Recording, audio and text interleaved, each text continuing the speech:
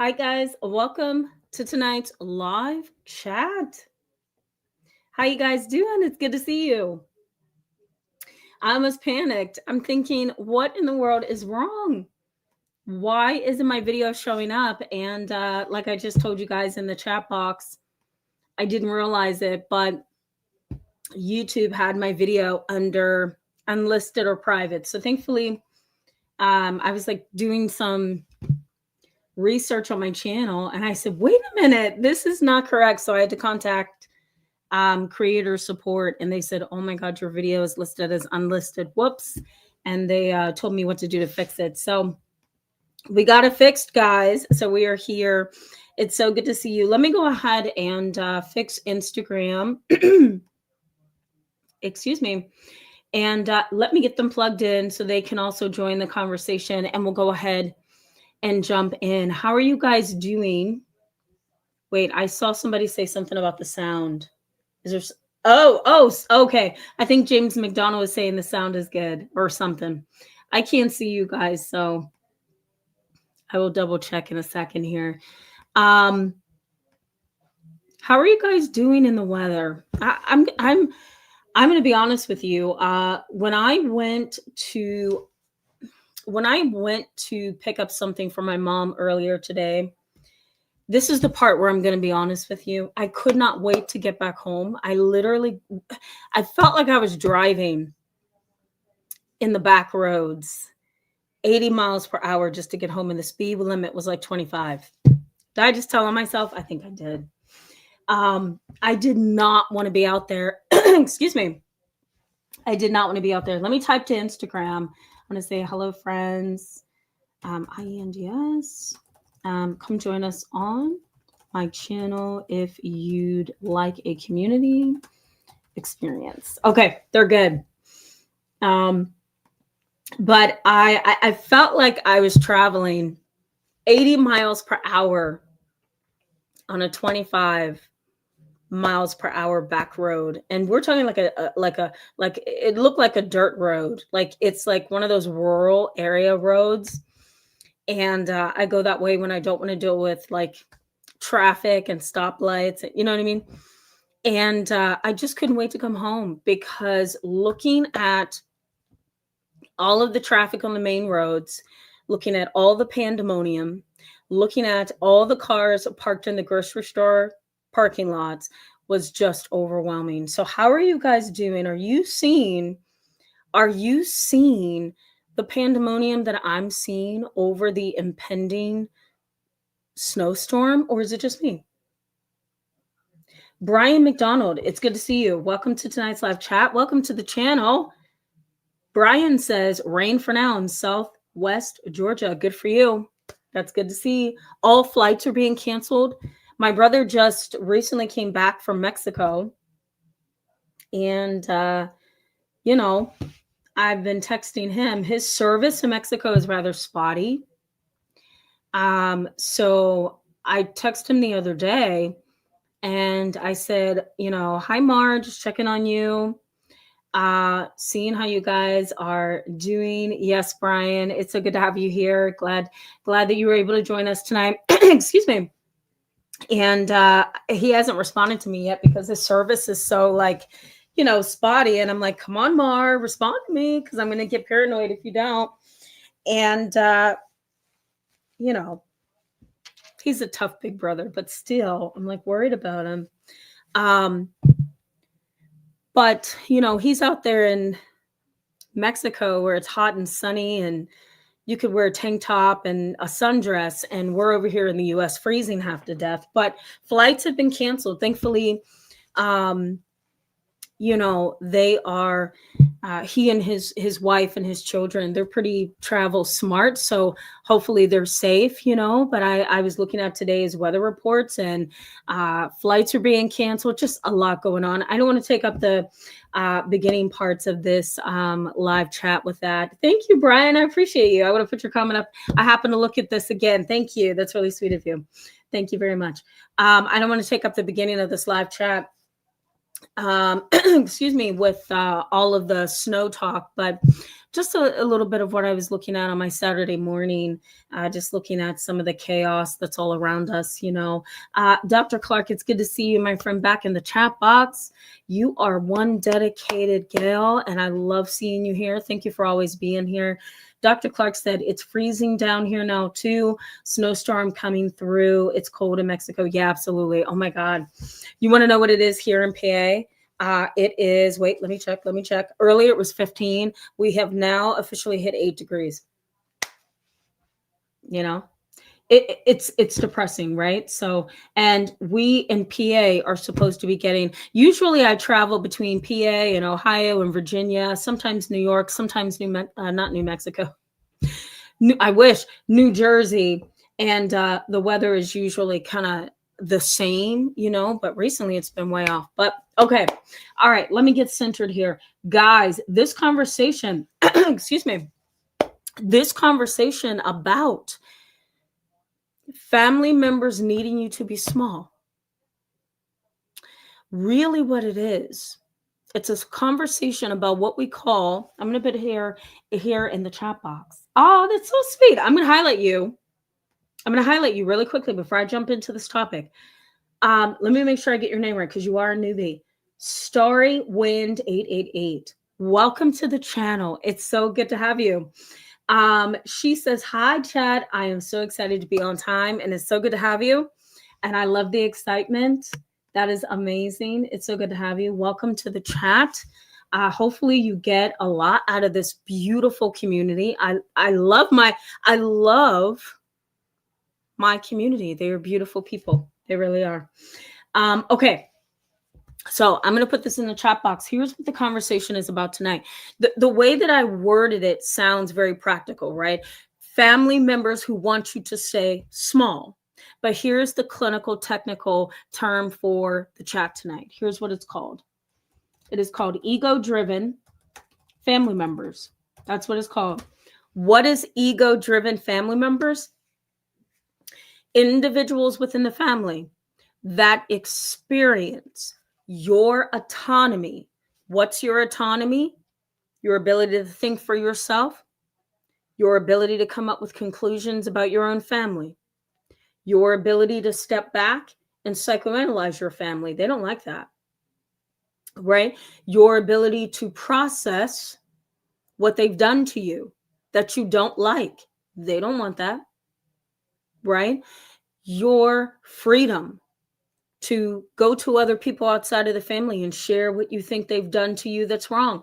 They don't want that either, right? Because they don't want that outsider that you're talking to say, oh, that was messed up. And you may respond to that outside person and say, I thought it was messed up too. So what's happening there? You've got validation. And what is validation? Validation is power. A lot of you guys say that to me on this channel. You say to me, I feel validated. And true validation, not validation that is there to pump you up and make you feel good just because I want to be nice. Validation that is backed by truth, correct information, research, and sound, practical information. Validation that is correct is healthy, right? It's so freeing. So if you get that from an outsider, it's going to make you powerful. So when you experience that, it makes you strong, it makes you powerful. So ego-driven family members do not want that, right? So ego-driven family members, they feel threatened by you when they have to experience your autonomy as a threat. So ego-driven family members, they experience your autonomy as a threat to them, right? Your autonomy, again, is all of those different components that I just mentioned, right? They seek equilibrium. So they seek equilibrium, if I can remember how to spell it, right? They seek equilibrium or balance. You ready for this? They seek equilibrium or balance. by making you small. Isn't that sad? There we go. So I put in the chat box for you. Ego driven family members, they experience your autonomy as a threat. And the only way that they can balance that system back out, right? Because think about it. If you are feeling freedom and you are getting knowledge and you are understanding the dynamic and you are strong and you can assert yourself and you can grow and you can shift and you can gain the strength that you need to be who you need to be, right? If all of that is happening to you and that is making them feel threatened because now you're not going along with the pack, now you're not being a sheep, right? Now you're standing up and being who you're supposed to be. If they can't experience who you are and be okay with that, right? Or at least embrace that and try to understand who you're becoming or who you are trying to be, then their ultimate goal then shifts. It's not there to support you. Their ultimate goal is to knock you down, right? And what happens when they knock you down? Now they're at the top and you're here, and they want you there at the bottom because unfortunately, when you are not at the top, it makes you small again, right? So they try to seek equilibrium or balance by knocking you down again. So they have to make you small, right? That is a sad reality. That is one component here that is really an ugly kind of a dynamic. You're probably going to see this mainly with siblings, right? An ego driven sister who wants to be the prettier one, the smarter one, the more successful one, the one who's got married first, done wonderful and great things first, the one who has showered you, or showered, her family with all kind of praise and recognition. I don't want to confuse you with this example. Or, let's say she's the one who has gotten all the medals and all the medals and the prizes, and all the things that just makes her feel important. Now here you come and you're kind of up there with her, right? Well, she looks at you and she kind of throws in a subtle put down. You didn't see it coming, right?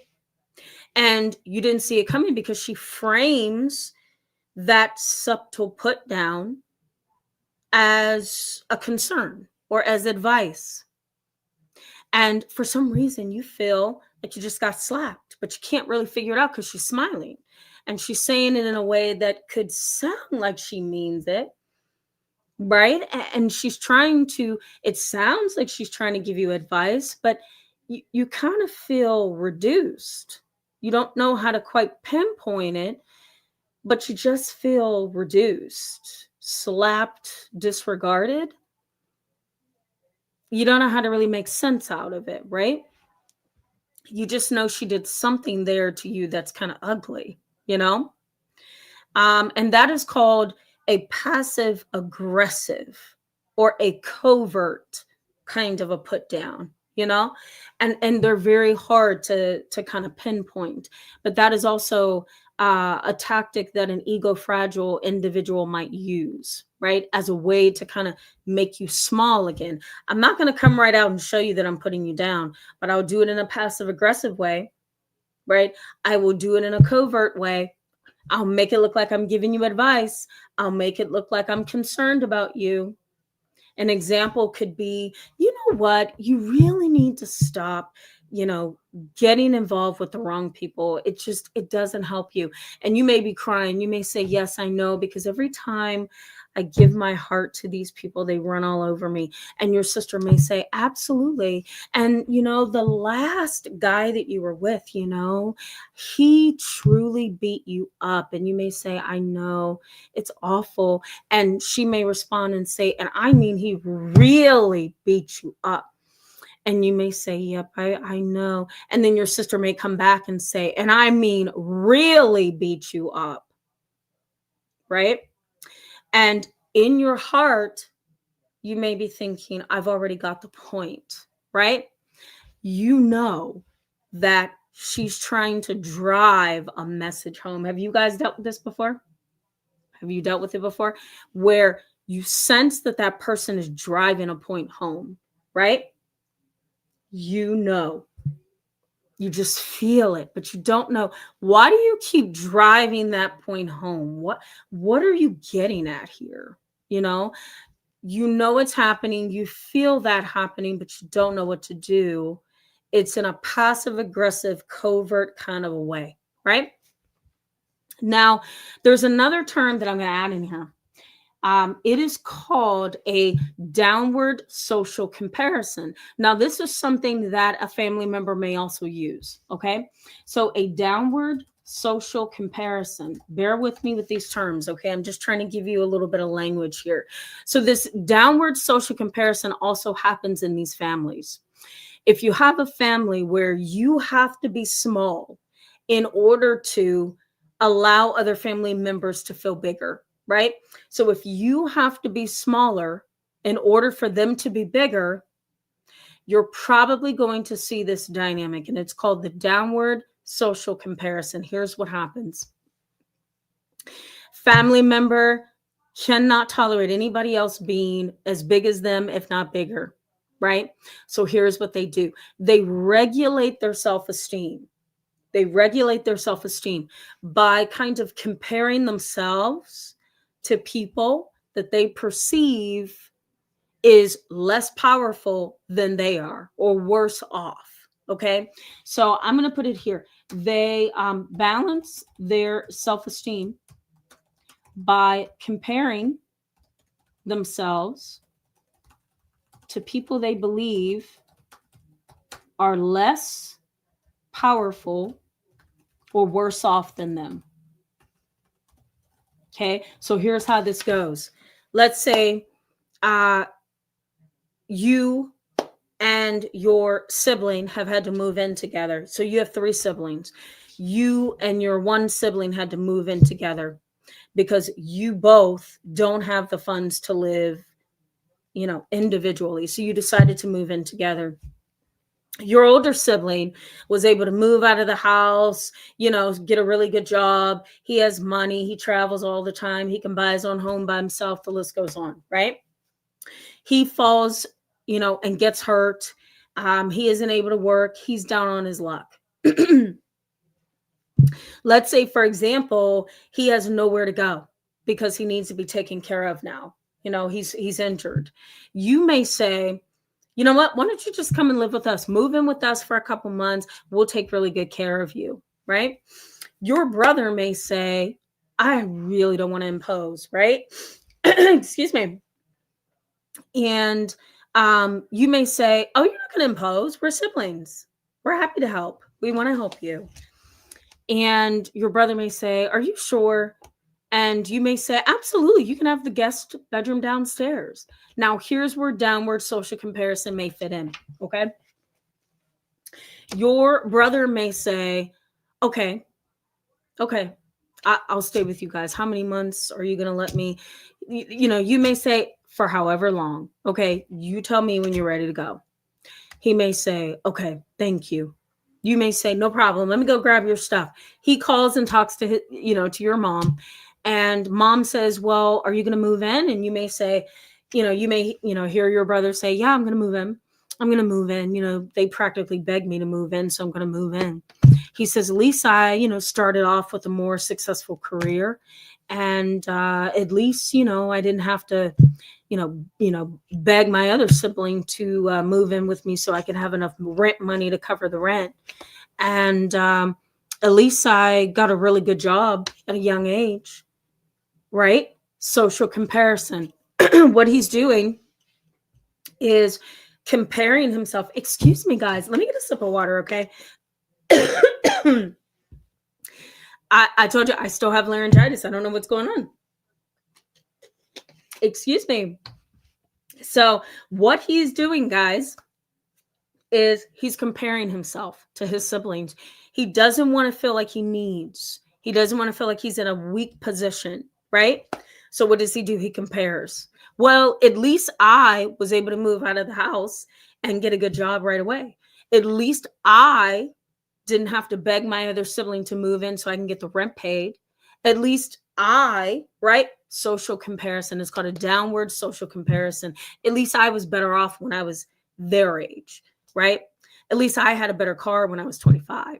It's a very arrogant place to be. Why? You have to be small so I can be bigger. It's a horrific place to be within your mind, right? Okay. So that's downward social comparison. Most likely you have family members who have done that. And sometimes they'll do it to your face.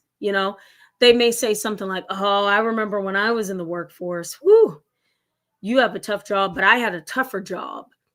You're standing in front of Walmart making sure people don't leave the store with merchandise they haven't paid for. But I was on the police force and I chased criminals down back alleys, and I got in my police cruiser and chased people who put me on a high-speed chase. And you may just be sitting there like, oh, well, thanks for telling me my job is unimportant, right? Or a white-collar job. You may be saying, I got my degree in dentistry and I didn't realize it was so taxing. And your great-grandpa may say, oh, yeah, that's a taxing job, but at least you didn't have to work my job. I did rounds and rounds at the hospital as a surgeon. And we had to cut people's limbs off and whatever at 2 a.m. in the morning, and it's like one-upping you, always one-upping you, right? Always. And it's like, I have to be big, you have to be small. And it may not be a verbalization of that, but it's that one-upping. I have to constantly be above, right? It's an ego fragile individual. That's what we call them. Let me put that in the chat box. Excuse me. It's called an ego fragile individual. That's what it's called in the field of psychology. That is the psychological term. Ego fragile individual. They are so fragile, right? And if you want to use the term narcissist, you can. The only thing that bumps an ego fragile individual up to narcissistic is there is no ability for them to change, or the ability to change may be really difficult to get to, right? An ego fragile individual may be able to change, right? But if they can't change or it's going to be very difficult to change, then we may want to label them a narcissist, right? Now, let me also throw another term in here for you. Pathological envy. Where does that go, guys? Does anybody know what that term is? Pathological envy?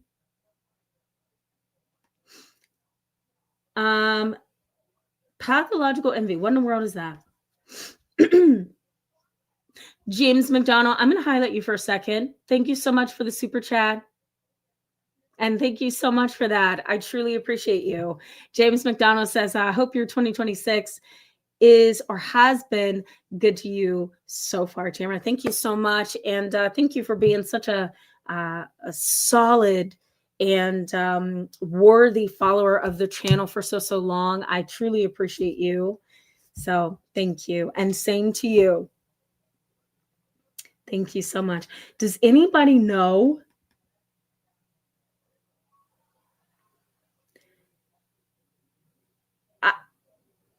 Okay. Oh, does somebody answer that? Wait, I'm so far back in the comments. Wait a minute.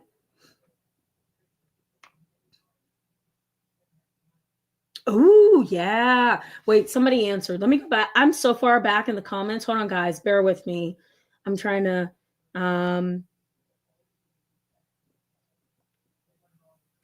well, wait a minute. Let me see. So Brian says, Venom team pray for your enemies. Are you saying that that's what pathological lying is? I mean, oh God, pathological envy.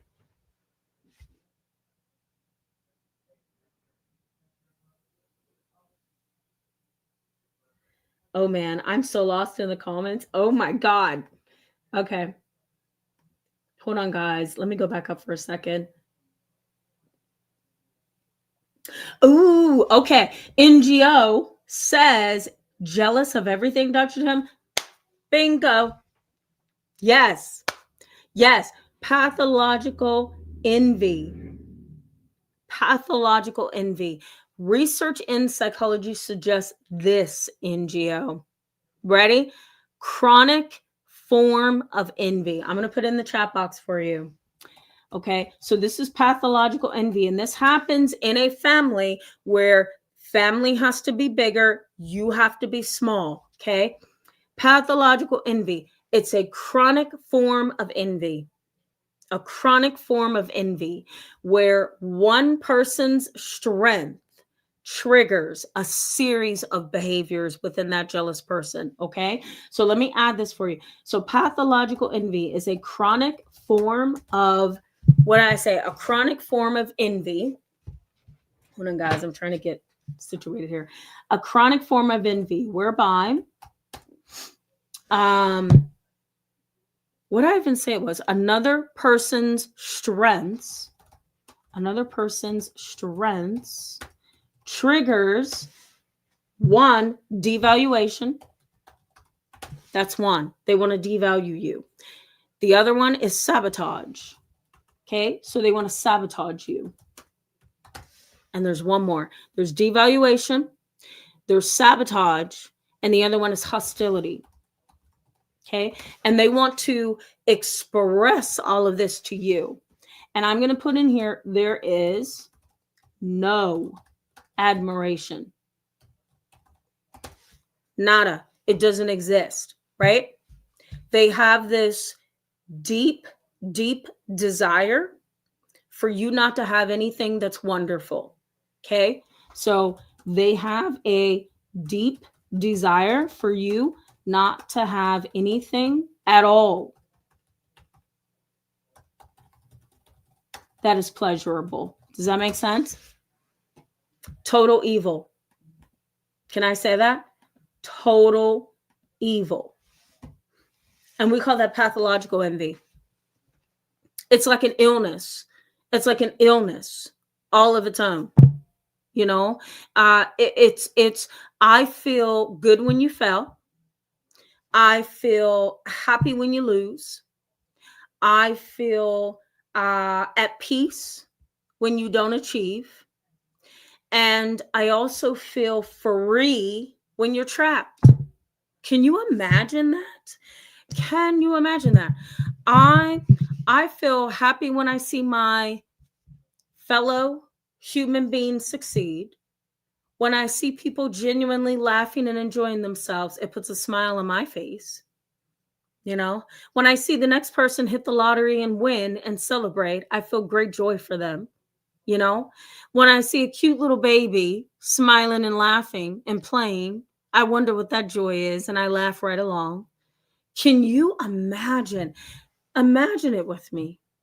Imagine it with me. Can you imagine standing from afar off a person and looking at them, excuse me, and feeling like I don't want you to have anything that's going to put a smile on your face, make you happy, make you laugh, give you peace, give you joy, because I don't want you to have, because I'm jealous of you? Oh my goodness. So it's hard for the natural, normal human being to conceptualize that, right? So pathological envy is a chronic form of envy whereby the person has a hard time embracing another person's strengths. And here's where it relates to this topic. They have to be big, you have to be small. And in a family dynamic where there is pathological envy, right? You have to be small, they have to be big. And so what do they need to make you small so they can be bigger? They have to shut you up. They have to reduce you. They have to take from you, steal from you, deceive you, shock you, hurt you. They have to do something to keep you from being on top, right? And a lot of times according to research, a lot of times what's under the surface is pathological envy. That's why they have to be bigger and you have to be smaller. They don't want you to have. And that is the number one piece of the puzzle to why pathological envy exists in the first place. It's, I don't want you to have it. That's what pathological envy is. It's the disease of, I don't want you to have it. Isn't that something? Isn't that something? It's very, very depressing. And there's a lot of research going on about pathological envy, malicious envy, you know? It's the envy that says, I don't really care if Joe has it, Bob has it, Tim has it. I don't want Kelly to have it. Why do I not want Kelly to have it? I don't know, but I don't want Kelly to have it. You know, it's so irrational, but that's what it is. That's what it is, you know? Okay.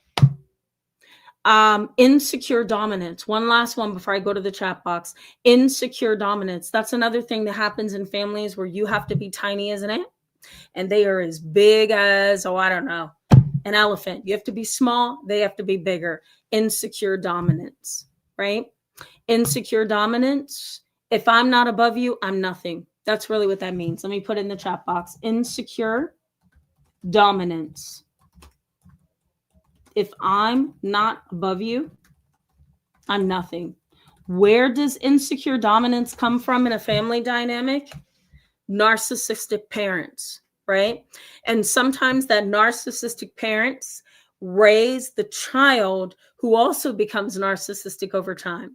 Because according to Dr. Ramani, narcissists are made.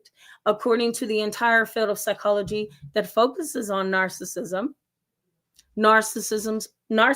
children can grow up to be made, right? Over time, they do grow and they are molded like clay, but they also have some environmental influences and some biological influences as well. So if you look at the whole package, you know, over time, kids can be molded into narcissists, you know, and thanks to biology, genes, risk factors, influences, right? Parents who are narcissists, thanks to all of those, you know, influences, kids can definitely grow up to be, I don't know what, I don't want to call them monsters, but they can grow up to become narcissistic monsters. And a lot of times they can carry insecure dominance. If I am not above you, I'm nothing. And they're going to walk around in the world feeling that way. You know, that's very sad. Families where there's insecure dominance, they often keep score. It's sad, right? We call them psychological scoreboards. I'm going to add this in here. Psychological scoreboards. And really what it is, it's social comparison again. Let me add in here. This is part of insecure dominance.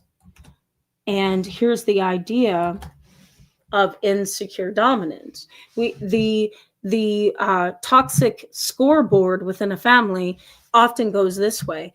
Who's prettier? Who's more handsome? Who's smarter? Who's more talented? Who's getting the most medals in sports? Who's the fastest in the family? Who's the more sociable?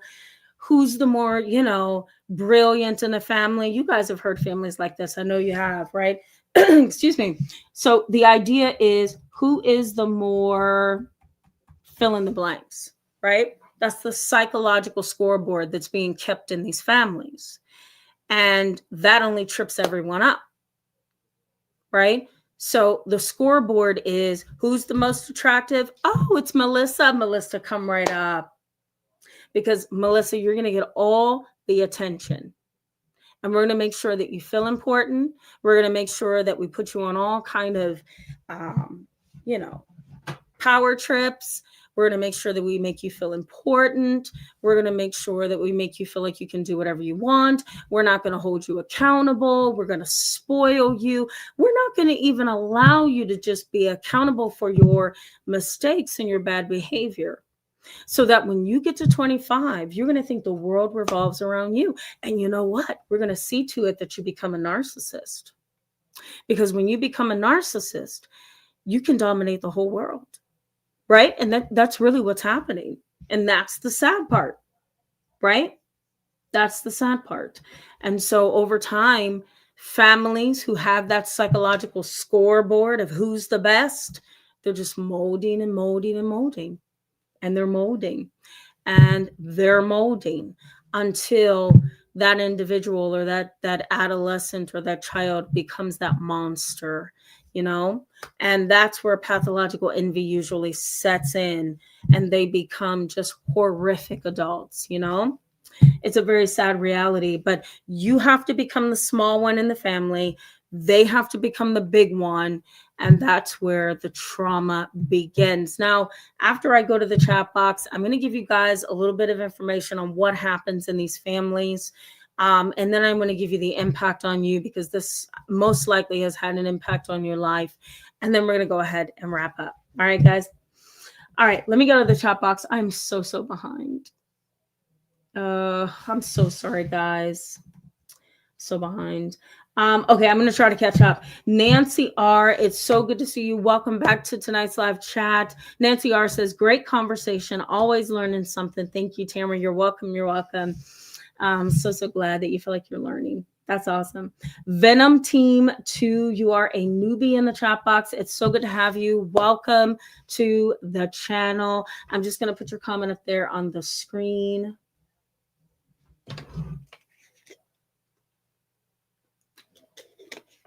Excuse me, guys. I think I saw you yesterday. Is it Bear Blazing Batchman? It's good to see you back tonight. I'm just going to put your comment up on the screen. Welcome back. Dr. Clark, I'm so sorry to hear that. My God, that's traumatic. Oh my goodness. So sorry. Echo Life, it's so good to see you back. Welcome back tonight. Echo Life says, what is the difference between a narcissist and an egotistic person? Well, that's a good question. So a narcissist has many of the same traits as a person who is egotistical. I would actually put it this way. They can be one and the same. You know, a lot of people confuse narcissist with all the other terms. See it this way. A narcissistic individual is most likely narcissistic personality disorder, okay? An egotistical person, you might as well just put that under narcissist as well, right? It's pretty much all in the same. We shouldn't really be calling people narcissists until they get a clinical evaluation. That's really the way that should be. But most people in the world, you know, they hear things and they grab at diagnostics or labels and they think they can run with it. So the world has run with it. And so now everybody's a narcissist. But really, I would see it this way. A narcissist is a narcissist. Underneath that is egotistical. That's the way I would look at that. You know? Okay, let's keep moving. Through the Darkness, it's good to see you. Welcome back tonight. Bear with me as we keep going. Dr. Sue Robb, it's good to have you on tonight. Welcome to the chat. I'm just going to put you up on the screen as well, because I see that I'm coming in on a conversation because I'm so far behind in the comments. 50% simp. Is that what I'm seeing? It's good to have you on the channel. Welcome to the channel. One Ruth Group, welcome to the channel as well. It's good to see you tonight, if I haven't already welcomed you. Kimberly McCracken, it's good to see you back. Welcome. She says, my dad used to say, you never worked a day in your life because he worked outdoors. Oh, God. Well, that doesn't mean anything, right? Yeah, if you don't work outdoors, that has nothing to do with it. I think that's what you're getting at. I think. Virginia ATX, it's good to see you, my friend. Welcome back tonight. I'm going to put your comment on the screen. I'm just going through so I can get back on track as to who's saying what's going on. I also see a newbie, Kim Kazma or King. I'm so sorry. King Kazma, it's good to see you. Welcome back tonight. Or welcome to the channel, because I don't remember seeing you. So let me go back and say that. Welcome to the channel. It is good to have you. Who created these narcissists? I am afraid what I will find when I pass away. Oh, my Lord. That's a good way to put that. I don't even know how to answer that. I don't even know. I'm going to be humble and say I have no idea how to even begin to attack that.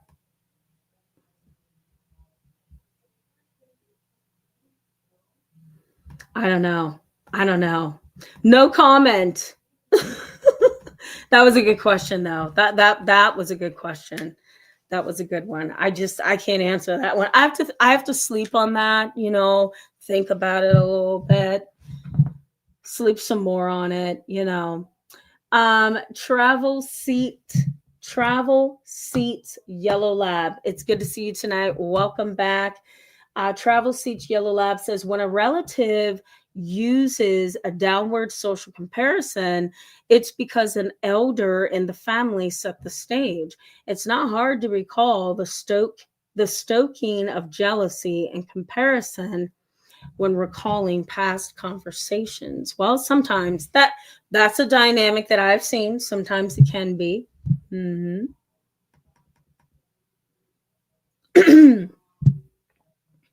Excuse me. Yeah.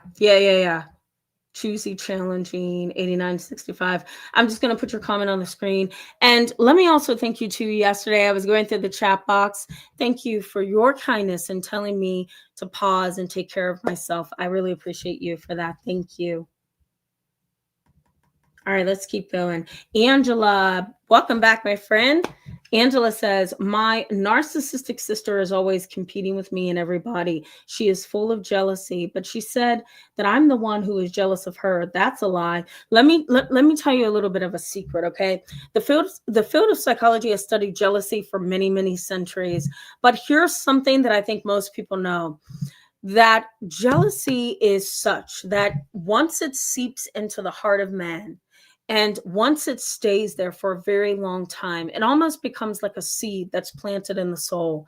And it evolves over time into character. And it becomes almost like a personality. And if you truly and honestly carry jealousy, and I strongly believe this spiritually, psychologically, and philosophically, if you truly carry the spirit and the attitude and the mind of jealousy everywhere you go, or you hold it towards another person, you transform your mind, your heart, your soul into a jealous kind of an individual. It takes you over. I really do believe that. And so maybe in some way, sorry guys, I have a dry spot again. Give me 1 minute. Maybe in some way, she truly and honestly is so blinded by her jealousy, she can't see. Maybe she really and honestly thinks you are. Wouldn't that be interesting? Maybe the lens that she's looking through, maybe she's blind. Maybe she can't see. Wouldn't that be interesting? I do believe that once you hold any kind of emotion, but especially when you hold a dark emotion or an emotion or a set of emotions that doesn't cause you to grow, it causes you to kind of simmer and stew and have these dark feelings, I do believe it causes you to lose an element of yourself, she may need a lot of help, but maybe she does really think that's where you're at. It's very sad, right? Through the Darkness says narcissism is oftentimes grandiosity, lack of compassion, lack of empathy, self-centeredness, desire to be constantly praised. Yeah, sometimes it is. Yep. That's so nice. Thank you. So nice. Okay, let's keep moving, guys. European geisha, Elizabeth, when they are envious for no reason. Yeah. You're referring to something I said earlier, I think. Yeah. MNL Odell, it's good to see you. Welcome.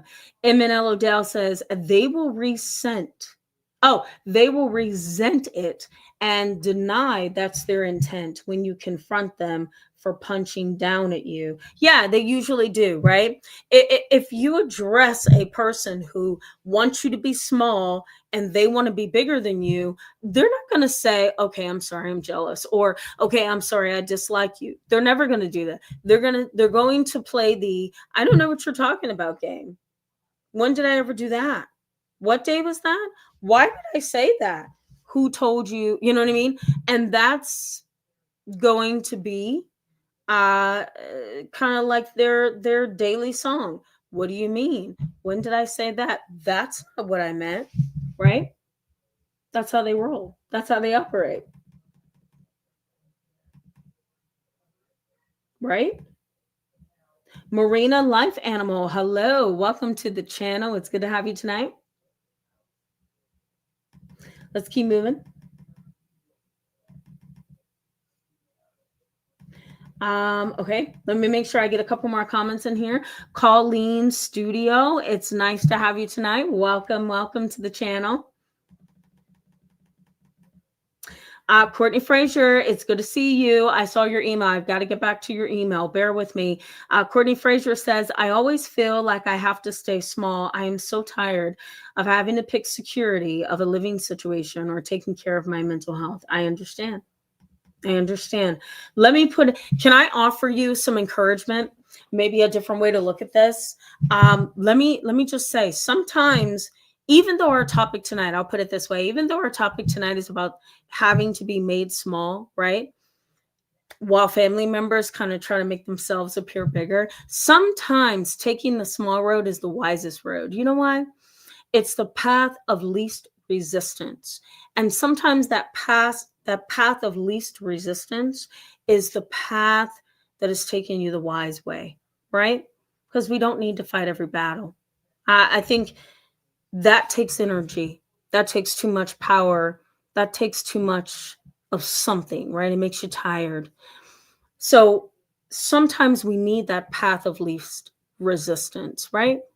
It allows us time to just take a breather.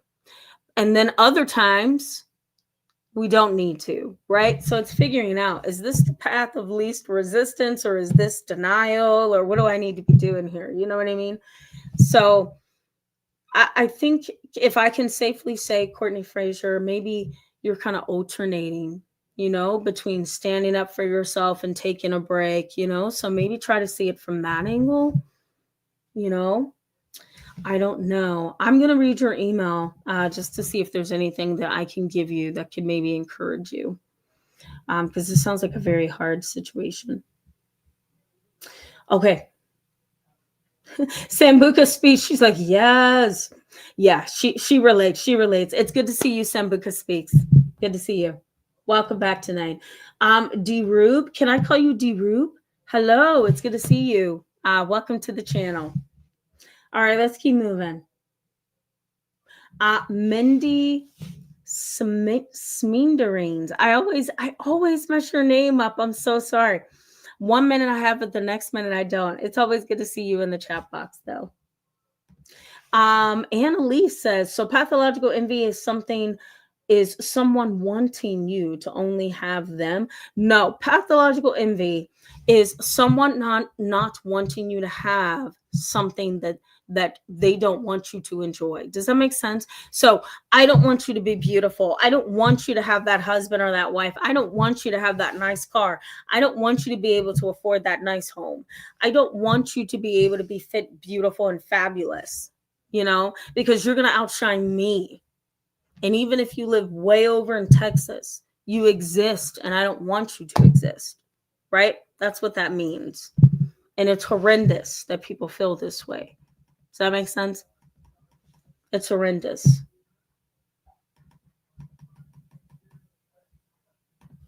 Lil Johan says, I had triangulation. They were getting lawyer, judges, landlord, police, and neighbors. I had to rebuild to survive there. Now that I'm gone, my body is finally repairing. Yeah, absolutely. I totally get you. Totally get you. All right, keep going. I'm so sorry you had to go through all of that, but thankfully you were gone, right? So now you get the repair. That's awesome. Yes, you're welcome, NGO. You're welcome. Alex Cecile, it's good to see you, my friend. Welcome back. Whoa, good to see you. All right, let's keep going. Then I'm going to go back to the content. Sarah Kingston, yeah, welcome back. It's good to see you. No way, you are never late. I always love seeing you in the chat box. I love seeing all of you. And I just love that you guys are so consistent. I love that. Bree, it's good to see you, my friend. Welcome back. Yes, Annalise, you're right. Annalise says, I get some people feel loss of control when you succeed, and they see success as a threat to their control. Not perfectly said. Perfectly said. I'm going to start that comment.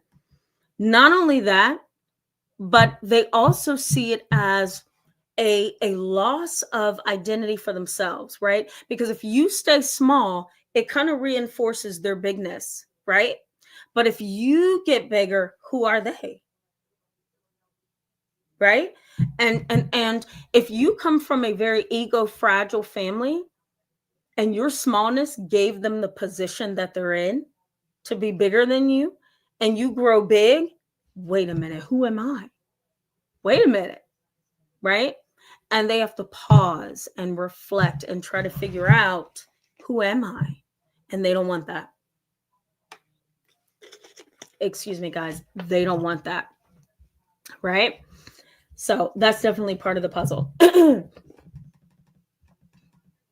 Definitely part of the puzzle. Okay. Stella Soul, hello, welcome back tonight. It's so good to have you. Stella Soul says, my mother to a T. I had to listen to this. I had to listen to this hatred behind closed doors my whole life.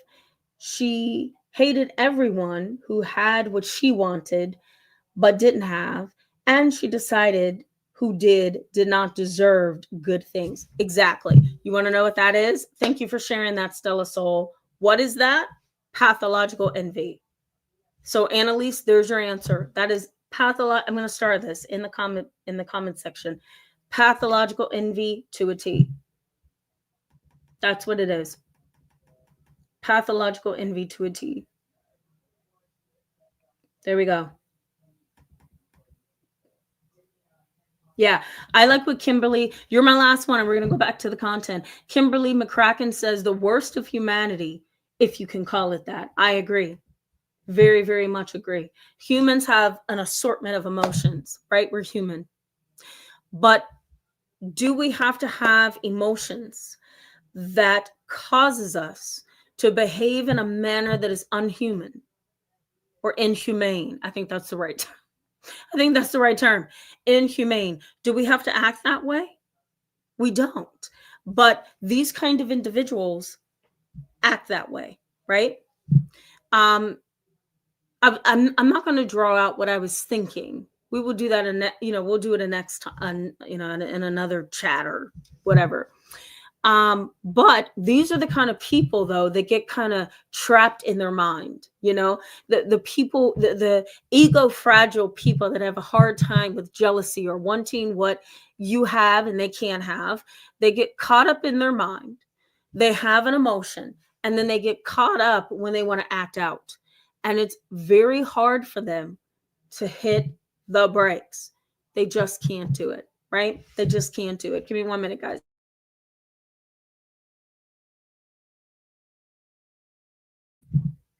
Can you believe I'm still coughing? Sorry, guys. Excuse me. I don't want to cough in your ear.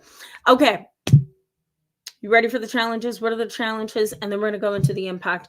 The challenges are this. This is where research highlights is a challenge within these kind of family dynamics.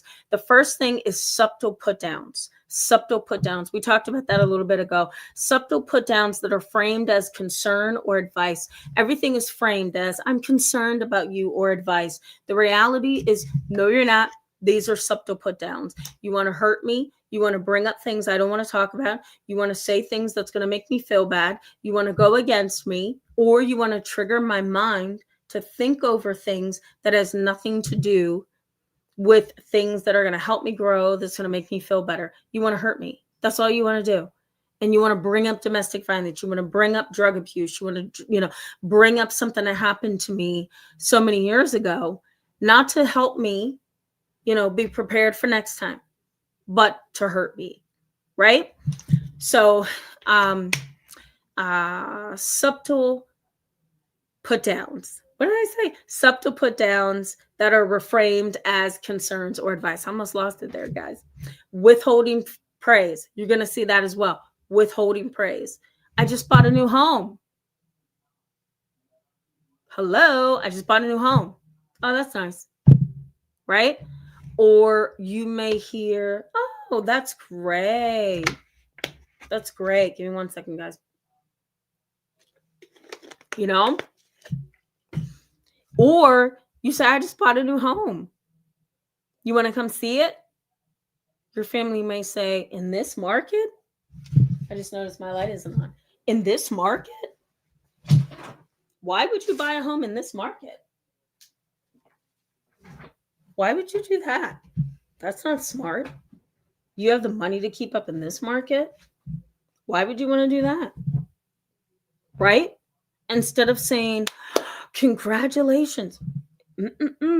They're going to withhold praise. They're going to bring up things that you don't want to hear, that you don't need to hear. They are going to, instead of supporting you, they're going to compete with you. Oh, well, how much did you spend for that house? A little bit over 190 grand. Oh my goodness. Wow. You must have not gotten a lot of amenities. And you may say, I did. I got a lot of amenities. And, your cousin may say, oh, okay, because my house was like 350,000. Because, me and Tom, we wanted a ton of amenities, and you may be sitting there thinking, wait a minute, are you trying to say my house is cheap? Right? And you may not have really caught on to it at first. And that's what we were talking earlier about, that passive aggressive, right? Put down, kind of like.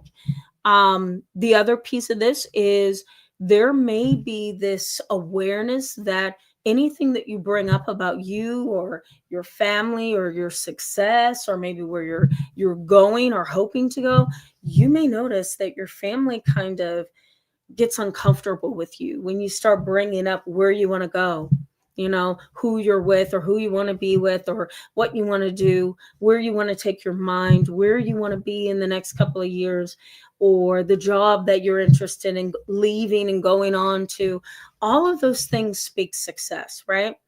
And it's causing you to get bigger. They don't want to hear you get bigger. They want you to remain in your small position. Because why? Well, they want to keep their size. I'll put it that way. So in order for them to keep their size, you have to be small. And here you are talking about getting bigger. No way. So what do you have to do? You have to be quiet.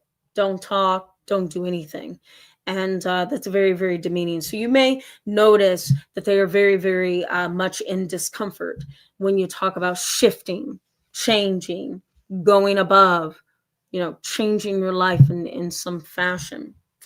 Passive aggressive superiority. Research in psychology suggests this is common, especially amongst siblings who don't get along. What is passive aggressive superiority? I'm going to put it in the chat box for you. Passive aggressive.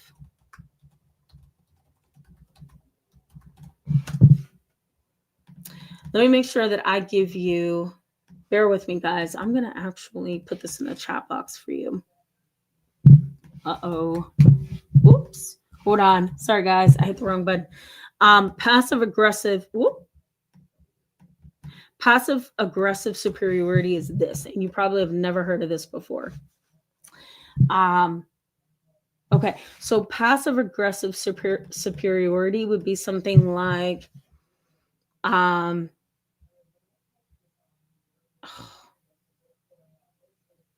it would be something like no judgment, but I would never do that.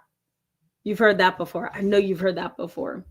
Oh, here's another one. You are so brave. And you may say, why? And they may say, let me put this in the chat box for you. Passive aggressive superiority. There you go.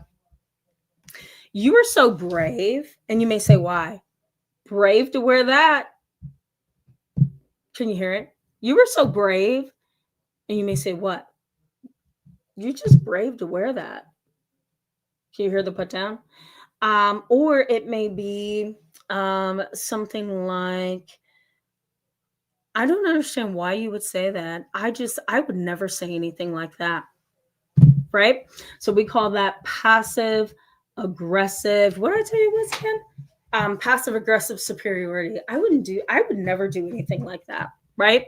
Passive aggressive superiority. Excuse me, guys. Right? It's it's a little bit of superiority that's in there. It's a little bit depressing, and embarrassing if you have to be around that almost 24/7. Imagine having a mom that does that to you all the time, around the clock, or a sibling, right? Or if you have to go to work with somebody like that every day, it's overwhelming. Covert hostility, right, that leaves you feeling small. Have you ever been around people like that? I'm going to put that in the chat box so you can look it up. Covert hostility, right? That leaves you feeling small, right? You are at a business dinner with your coworkers. Your boss is overwhelmed. For some reason, you don't know why, but every time you have a conversation with him, you walk away feeling worse than you felt before you sat with him. And you don't know what it is. But every time you're in contact with your boss, you walk away feeling small, undermined, right? And you don't know why. You can't pinpoint it. He smiles. He talks semi-nice to you.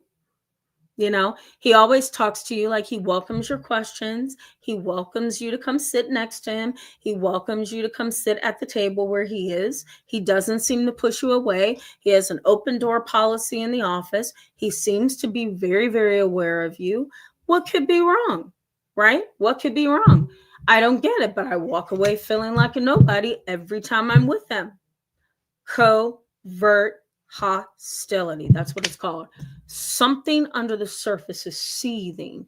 I had a case like this a couple of years ago, and he was a young man, 20 years old, and I could not pinpoint. This was maybe 5 or 6 years ago, and I could not pinpoint what it was. No matter what, he would come into the office, and he would come into the office, and he would come into the back. And I would say, how are things going? And he would say, pretty good, pretty good. I says, good, good. How's your mood? And are you feeling a little bit less down and anxious? He said, I'm feeling a little less down and anxious. I said, that's really good to know. Okay, what do you think's happening? What do you think's shifting for you? And he says, I don't know. I've been getting more sleep and, maybe coming here. I said, okay, that's good. Are you thinking about your grandfather who passed away? He was very close to his grandfather. So I said, are you thinking about your grandfather, or has that reduced itself a little bit? He says, I'm thinking about my grandfather, but it's mainly my grandma who's grieving. I'm done grieving. I says, oh, how do you know you're done grieving? What are those signs for you? And he says, I don't think about him that much, So he's giving me all the story. And I says, well, do you think that maybe this is delayed grief? Do you think that maybe you've kind of put it on the back burner until you feel safe enough to grieve? And he says to me, I don't think that's what it is. I says, you don't? No. I says, oh, okay. I see. So you just feel like you're done grieving? Yeah, I just feel like I'm done grieving. And he's cracking his knuckles, I says, well, I mean, you better than I do. He's just looking at me. He didn't say anything. And excuse me, by the time he got up and I said, okay, have a good night. He says, thank you, you too. By the time he got up and left, I sat back down to do his clinical note so I can write down my observations. And I thought, I do not care for that kid. I don't know what it is. And after several different sessions, I started to understand he's got a whole bunch of covert hostility. He's angry. He doesn't like you psychoanalyzing him. Excuse me. He doesn't like being scrutinized. He doesn't like when it looks like you're on to what's really going on in his heart, mind, and soul. And he does not like to be in a position of vulnerability, which is what you are in when you come to therapy. And his covert hostility started to show in his neighborhood behavior, in his school, and in his workplace. And he ended up in jail eventually. And he also ended up beating up his mom. So he had covert hostility, right? So that is a piece of the puzzle with ego fragile individuals as well. You know, they have these little pockets on the inside of them of shame and doubt and fragility and arrogance, and the list goes on. They don't always show you their full hand. You have to be able to see it, right? Unfortunately, they appear nice, right? They can appear nice, but something's wrong. And again, it could be that covert hostility. It's on the inside. You can sense it. It's somewhere. You can really sense that. Malicious envy is very similar to pathological envy. Malicious envy is, I can't let you shine, because if you shine, then my light goes out, right? Very similar to pathological envy. So I got to be big. I have to shine. You can't shine. Same kind of ideology, right? So as soon as you sense that kind of disposition within a family member, you know that I'm in dangerous territory with a family member. If you're afraid that my light is going to shine and you have to dampen my light, then we're no longer close family members, because now I'm your enemy, right? And you must also keep in mind that these kind of family members, it may not be that pathological envy started with that one family member. Pathological envy may actually be generational. So you may want to look at the whole line of family members in your family, not just one individual. Now, what's the impact on you? Let's go over that briefly, and then we're going to wrap up, guys. What's the impact? Let's start with the most important impact. This is what research says. You may develop over time a distorted sense of self, right? If you have a family that wants you to be small, right, you may develop a distorted sense of self. Scary. It is so scary, right? Is this what's really happening? Do I really feel this way? Is this really who this person is, right? You start questioning everything. So a distorted sense of self. You may never get an authentic praise, an authentic compliment, an authentic push for success from a family member like this. So you might as well stop expecting it, right? So there's the impact. You may never get it. So you might as well stop expecting it, right? Chronic self-doubt may also hit you. You may learn over time that I can't trust myself because I thought I could depend on my family, and that wasn't it, right? So over time, you may develop this idea that I can't trust myself, right? Which is not true, but that's the impact of developing under a family system that you thought you could trust, that you can't trust, right? So that's something to work on, by the way. But you may develop that. I'm going to say identity suppression. Identity suppression. That's another thing. Over time, you learn to suppress your identity, right? Why do you suppress your identity in families like this? Because it keeps the peace. It keeps the peace. If you want to compete with me, if you see me as a threat, if there's covert hostility, right?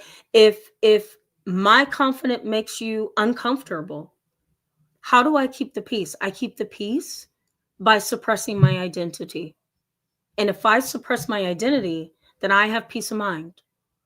And that is sad, right? Because the more you suppress your identity, the more they win, the more you lose, because you lose yourself, right? There's something known, I'm going to put this in the chat box for you. There's something known as adaptive survival learning.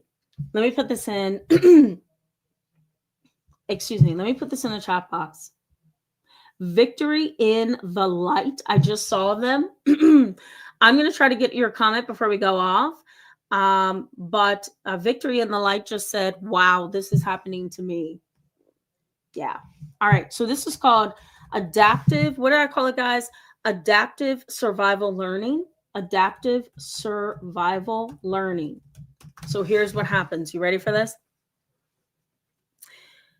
You kind of shrink to keep the peace. How do you adapt in a system that you know you're likely to fail in? How do you adapt in a system that you know that you're likely to fail in? You shrink, right?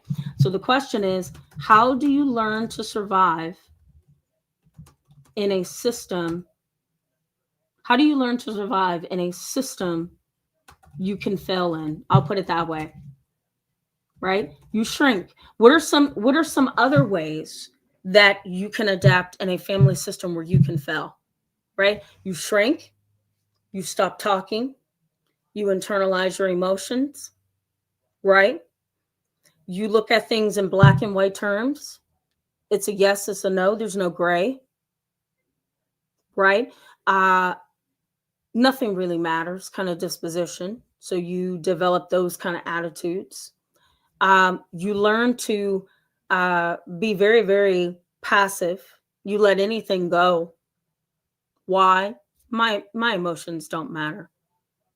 You kind of internalize everything and you don't talk, right? You hide. You stay hush hush all the time, right? You don't give eye contact because you don't want people to read you. You kind of hide, right? Those are all adaptive survival learning strategies. I have to adapt. And one way that I adapt is to shrink, right? It's a trauma response.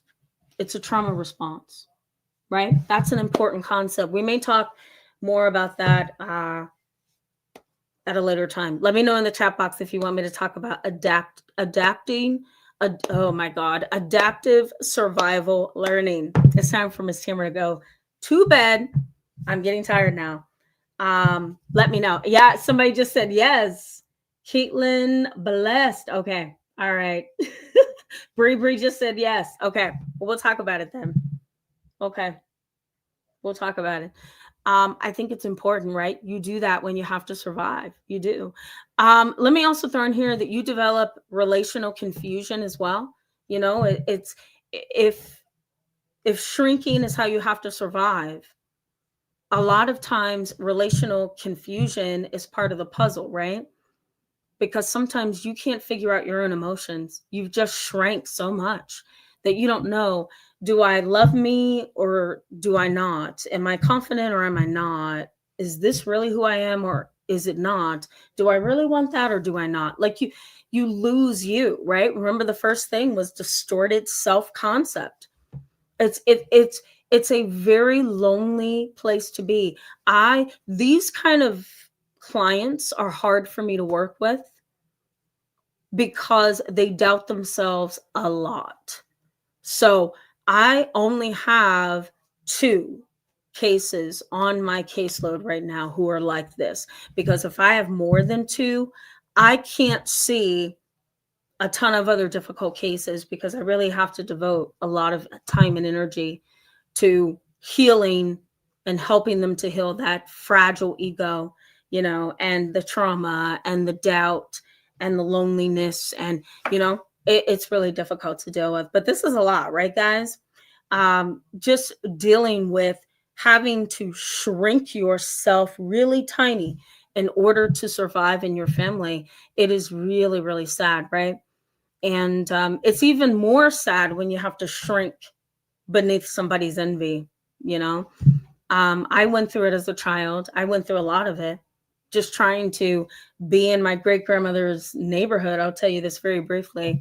My mom and my grandmother were trying to help my great grandmother who had Alzheimer's disease, and we stayed over at my great grandmother's house around the clock trying to help her with Alzheimer's. And in that neighborhood, I was bullied every single day between the ages of 7 to 8. So maybe for the whole year that we were with my great grandmother, just trying to help her deal with her condition. And finally, my mom was like, okay, we can't continue to keep you in this environment. But there was a lot of anger towards me and envy. I was a homeschooled child, a mixed race child, a multi ethnic child, very smart, well spoken. I didn't live in the neighborhood. I had a very different upbringing, and it really put me in a different position than the kids that my great grandmother lived around, if that makes sense. And so it really put me out there like a sore thumb.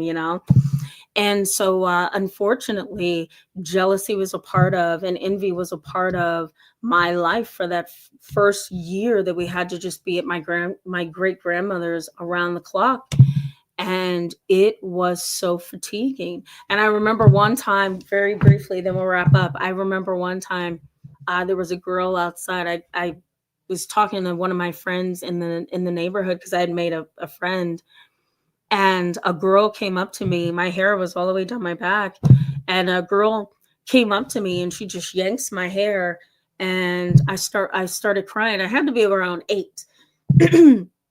And I started crying, and my mom, she was right in the window, and she came out the house and she marches up to that little girl, and she says to her, "Why did you do that? I saw the whole thing."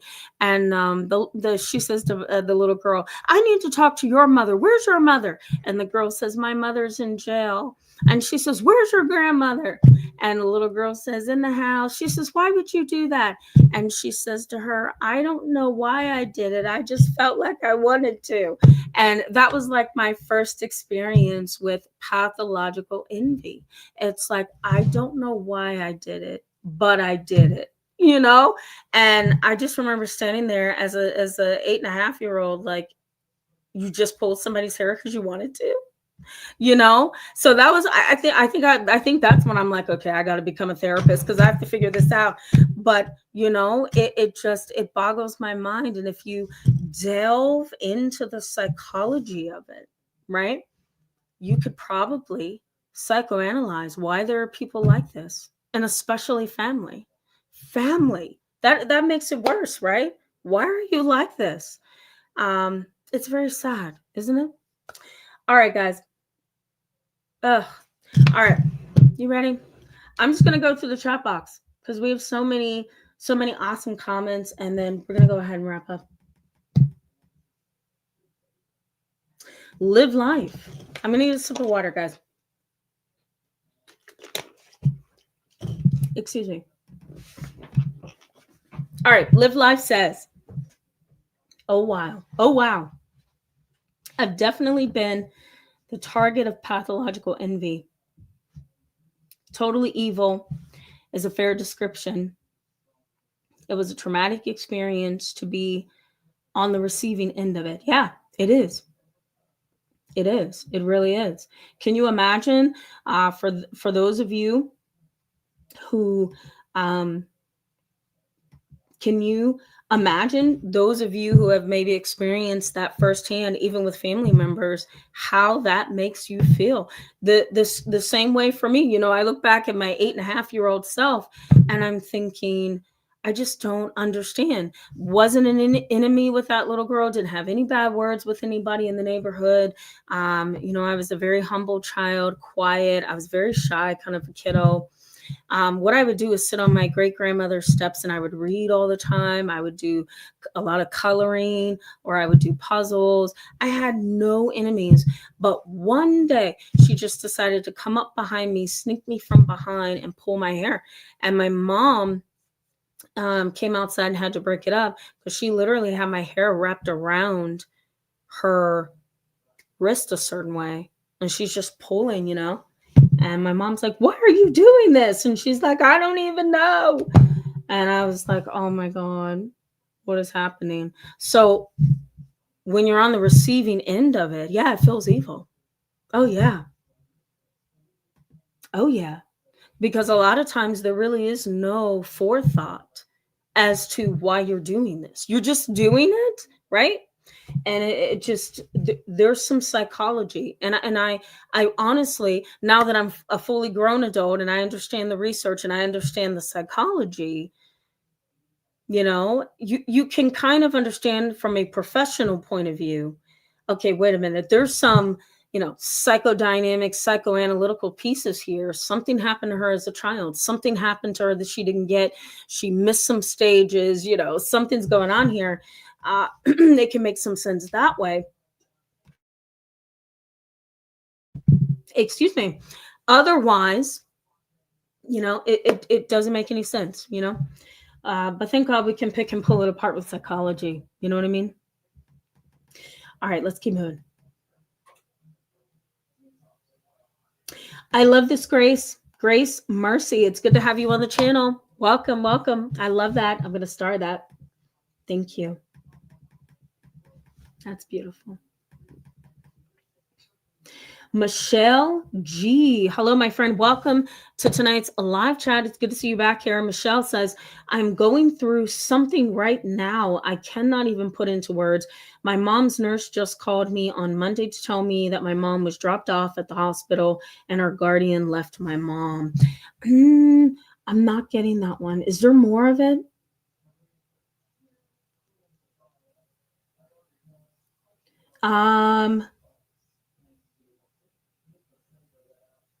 Maybe you can give me some more detail, or maybe I'll get some more detail as I go along.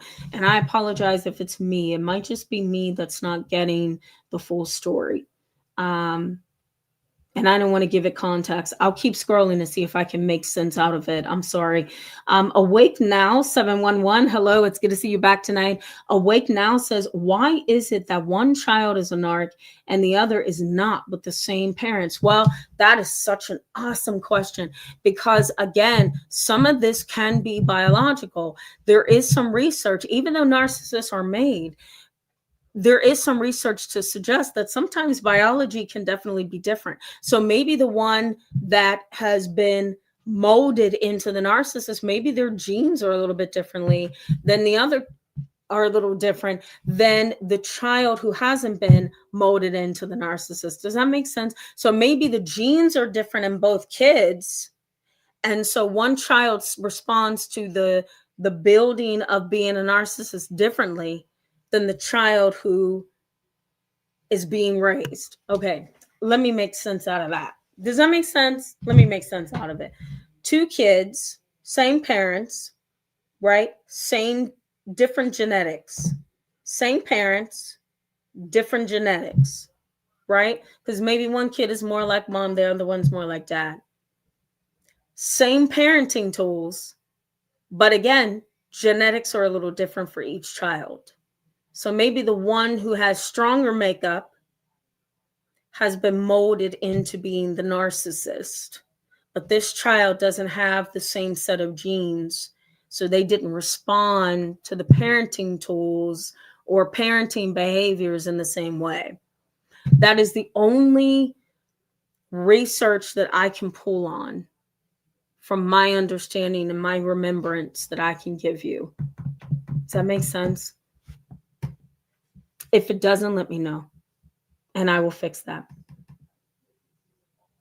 Yeah. We need more research, though. We need more research. There's literally one research study I'm thinking about, and I don't know of any more. We need more. We're behind. MNL Odell, it's good to see you. Yes, your glow irritates me or irritates their demons. Yep. My mom used to say that all the time. She used to say that all the time. Okay, let's keep moving. Bree says, my brother would basically hurt me and basically get praised. Not good.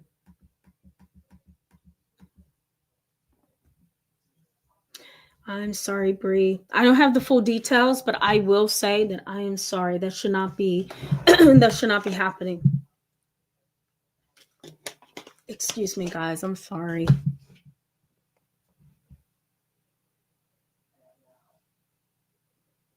I see some really sweet comments. Thank you, guys.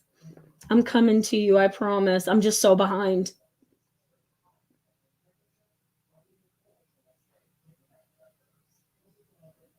Okay, let's keep moving. Here you are, Michelle. You said, I have been calling to take care of my mother and get her the medical help she needs, but I got a lot of resistance. My mother is being used for financial gain, nothing more than a check for family. Hmm. Excuse me. Can I say that that's a horrible dynamic?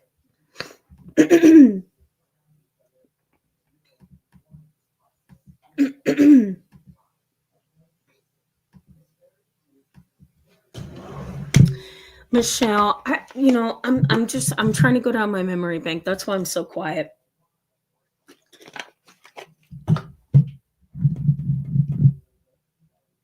Depending on where you are, you could try to get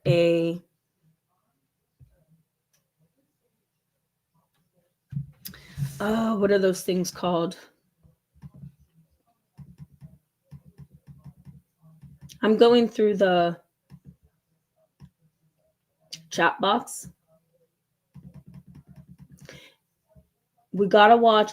I want to throw this out there just for the newbies. We have to watch the profanity because YouTube will absolutely censor you, and they will delete. I already saw it happen earlier. Just because I don't allow it on the channel, so once it's censored, boom, you're off. So, it's not a censorship. It is a power of attorney. What do you call those things? It's blanking. I can't. My brain is just like, you're done, Tamara. It's time to stop thinking. What do you call those things? If it comes back to me, I'll let you know. Okay. I'm so sorry. I can't think of what it's called. I'm so sorry. It sounds like a very sticky kind of a situation that you have there, Michelle. And there may not be any way for you to get in. And it sounds like you don't have any real legal power to do anything about it. A lot of us, I will give you my view on this just briefly. A lot of us believe, and this is the sad part, a lot of us believe that's my mother. I should have a say because that's my mother. But when you get to end of life, when you get to treatment, when you get to facilities, if your name is not anywhere down as a power of attorney, as an executor, or as a caretaker, they pretty much have the control to X you out of everything, right? When my grandmother passed away in 2020, one thing she did is she put me, my mother, and my brother on everything.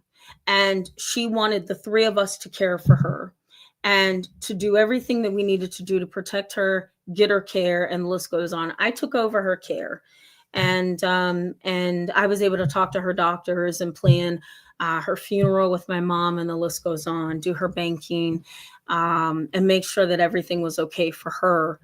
If you don't have any control, then you are seen as a stranger. And so you're seen as a stranger. So no one's going to return your calls. No one's going to respond to you because at that point, you're almost being treated like an outsider. You know what I mean? I think it's a censorship. Is it a censorship? Is that what it's called, guys? Is it a censorship?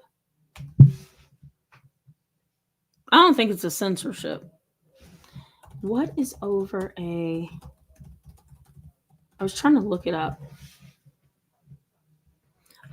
If I were you, the only thing that I can suggest, because I can't think of what it's called, is I would consider going to an attorney and asking, what is a way that I can be heard to help my mom? That's really the only thing that you have a right to do at this point. And I don't have any of the details, so I can't really guide you, but that's just something to think about. Sorry to hear that you're going through all of this, Michelle. It's a mess, right? Jacob T, it's always good to see you in the live chat. Welcome, welcome. Hope you're doing well. Jacob T says, this all describes my little brother and family dynamics so well. Oh my God. I'm so sorry that you have to deal with that. It's tough. It's so tough. Alex Cecile, it's always good to see you in the chat box. Where'd you go? There you are. It's good to see you. Welcome tonight. Kimberly McCracken says, I noticed this as the new girl in high school. The girls were jealous while the new boy was embraced by the other guys. Yeah. Yep. Oh, yeah.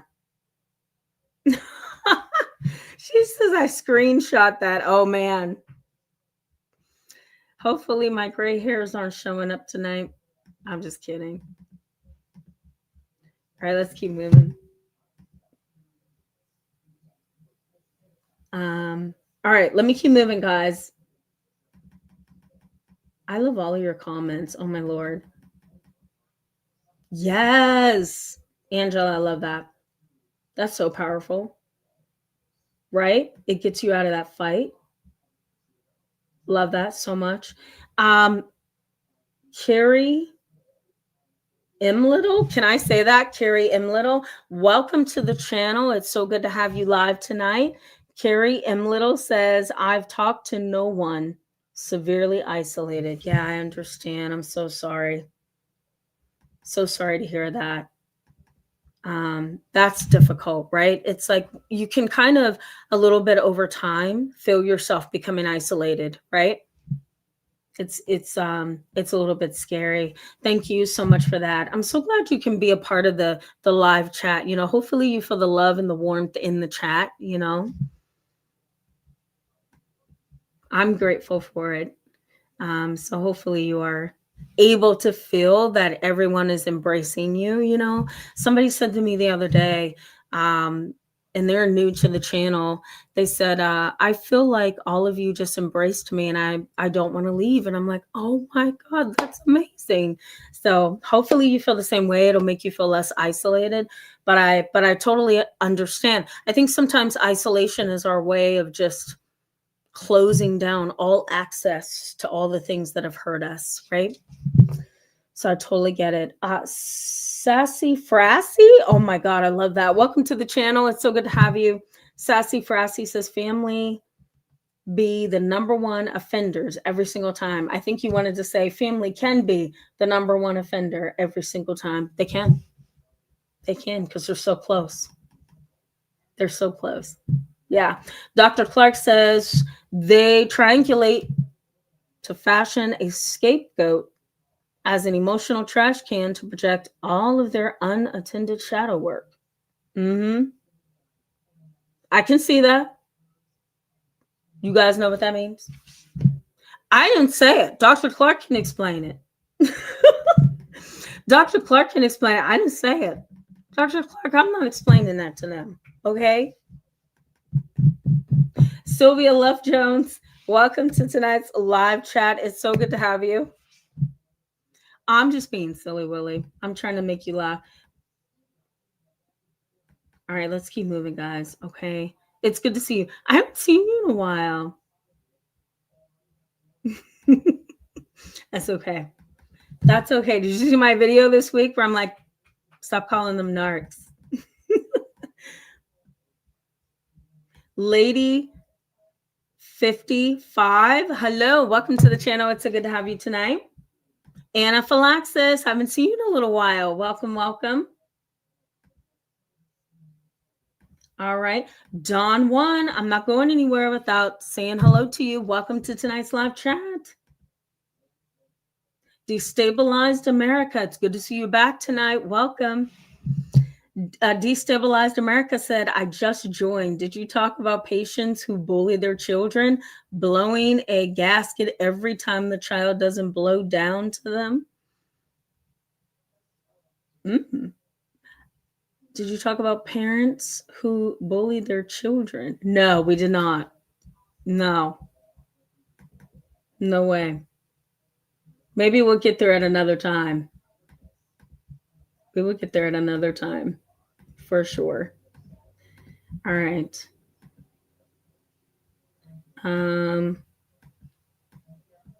Kim Matthew, did I welcome you tonight? It's good to see you, Kim Matthew. Welcome to tonight's live chat. I don't want to forget you. I'm just going to put your comment up on the screen. You guys are having a good conversation. Here I am in the middle of it. Yeah, and I love what you're saying to Michelle. I love that so much. I love that. Me wait, let me make sure. Wait a minute. Ooh, that's a hard one. Mian Keen. I don't know how to even begin. Can I say me, Angel Keen? Can I call you that? Welcome to the channel. It's good to have you tonight. I'm going to say, he says, how do I deal with being thrown into the adult world? Yeah. With going after my goals at the same time, because my mom not trying to help me within life, car, college, etc., and getting out on my own. Oh my, I'm so sorry. That's a really tough dynamic. It's a sad dynamic where you bring a child into this world, right? They grow up, they need you to help them, and you don't help them, right? This is where they have already shown you, whether that's told you verbally or non-verbally, or they've shown you with their behavior that they're not going to help you. You've got to make it, right? I just told one of my kids this last week, your parent has already said to you, whether verbally or non-verbally, I'm not going to help you. So what do you need to do? You got to hit the ground running. You can't hit the ground dragging, depressed, doing all the wrong things, getting in trouble, giving up. Run. And what does that mean? What does run mean? Do everything you can to make it, right? So what do you need to be doing? That's really what you want to ask yourself. What do I need to be doing? And you may need to sit down and write this out. Sit down where it's quiet, peaceful. When you're ready, you're centered, and write it out. What's the number one thing I need to do? Okay, I need to get on a better schedule. I need to have a schedule. You know, I need to eat better, sleep, work out, right? Okay, I got that down. Now I need to maybe get a job so that I could save some money, so I can maybe buy a car, or maybe so I can get to school. Maybe I can take some classes on the side while I work, right? Maybe I can get a job at Target or Walmart and then take some classes, or maybe I could take out a student loan and fund my education while I work on campus, right? There's a variety of things that you can do, but you got to hit the ground running, right? I hope that helps you just a little bit. Good luck to you. All right, guys, we got to wrap up. After Monet Contact, hello, welcome to the channel. It's so good to have you tonight. So good to have you tonight. All right, guys, I love you so much. We got to go. All right, I would love to read all your comments, but I'm so behind. For those of you that I didn't get to, for those of you that I wasn't able to read your comment or talk to tonight, know that I'm going to see you. I was watching the live chat over again last night, and I'm reading through and I'm thinking, oh my God, thank you so much for that. Thank you so much for that. You guys were offering me tips. You guys had me laughing out loud last night. So literally LOL. So I just appreciate you so much. I hope you know that. And you guys are just wonderful. I truly appreciate the community that we're building. And I love to see how new people come aboard and they're like, I'm going nowhere. I love this channel, you know? So you guys are wonderful because you're helping to make it what it is. So thank you so much for that. Please be safe in the storm, guys. I can't wait to see you next week and see how things have been with you and see how you've survived the storm that's coming. Let me look at something for a second, because usually I can look outside my front window here and see if it started. My mom, just to make you laugh, she says, I bet you as soon as you look outside, there's going to be snow everywhere. I looked outside. It was sunny out. Nope, no snow. My brother's like, oh, calm down. It's coming overnight. My mom's like, I bet you it won't happen. So we'll see. We'll see. Guys, I will see you next Friday and Saturday. I'll try to post a video on Tuesday, but until then, stay safe. All right, guys. Love you much. Bye-bye.